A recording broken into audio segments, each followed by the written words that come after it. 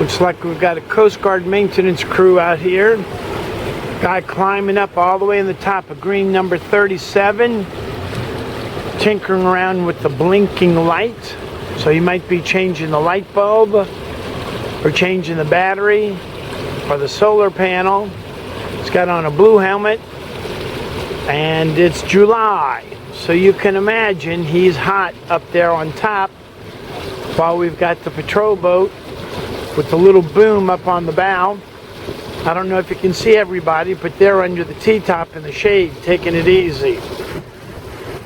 So if you want to thank somebody for keeping these day beacons blinking, thank the U.S. Coast Guard. That's what they're doing.